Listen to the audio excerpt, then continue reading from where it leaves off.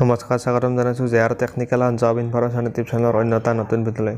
তো ফ্ৰেণ্ডছ, এটা বহুত ভাল খবৰ, কিয়নো এছএছচিত আকৌ পুনৰ নতুনকৈ পদ মুকলি কৰা হৈছে।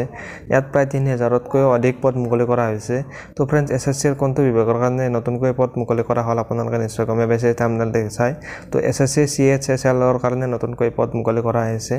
CHSL-ত প্ৰায় বহুতো ভেকেঞ্চি ইয়াত মুকলি কৰা হৈছে। প্ৰায় 3000ৰ অধিক ভেকেঞ্চি মুকলি কৰা হৈছে। আজিৰ ভিডিঅ'টোত আপোনালোকক এই ভেকেঞ্চিৰ বিষয়ে সবিশেষ জনাম। তো এছএছচিত যোৱাকালি এখন নটিচ আহিছিল, অৰ্থাৎ 8 এপ্ৰিল তাৰিখে এই ভেকেঞ্চি মুকলি কৰা হৈছে।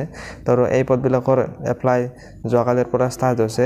আৰু এই পদবিলাকত এপ্লাই কৰিবলৈ হ'লে কিমান কোৱালিফিকেশ্যন লাগিব, বয়স কিমান হ'ব লাগিব, আজিৰ এই ভিডিঅ'টোত আপোনালোকক সবিশেষ জনাম। যদি আপোনালোকে এতিয়ালৈকে আমাৰ চেনেলটো ছাবস্ক্ৰাইব কৰা নাই, ফ্ৰেণ্ডছ চেনেলটো ছাবস্ক্ৰাইব কৰি দিব আৰু বেল আইকনটো প্ৰেছ কৰি দিব।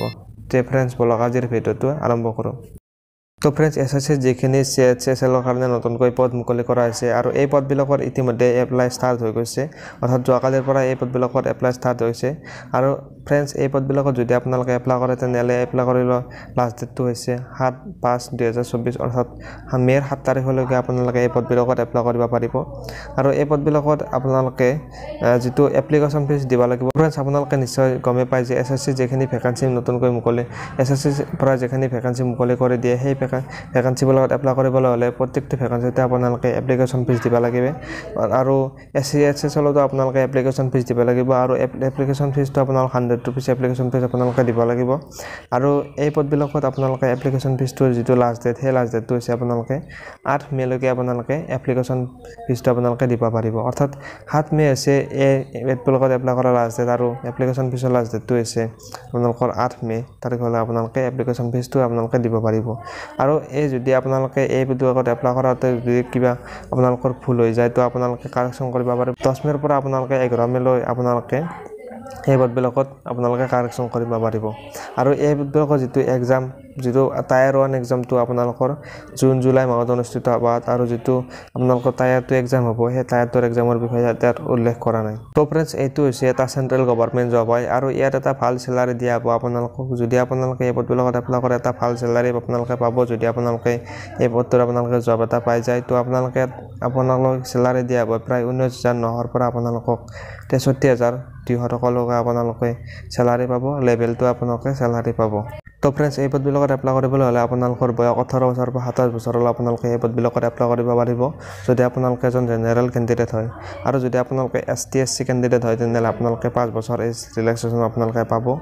আৰু যদি আপোনালোকে এজন OBC কেণ্ডিডেট হয়, তেনেহ'লে আপোনালোকে 3 বছৰ এজ ৰিলেক্সেশ্যন পাব। যদি আপোনালোকে PWD আনৰিজাৰ্ভ, অৰ্থাৎ PWD আপোনালোকে জেনেৰেল কেণ্ডিডেট হয়, তেনেহ'লে আপোনালোকে 10 বছৰ এজ ৰিলেক্সেশ্যন আপোনালোকে পাব। আৰু যদি আপোনালোকে PWD OBC কেণ্ডিডেট হয়, তেনেহ'লে 13 বছৰ এজ ৰিলেক্সেশ্যন আপোনালোকে পাব।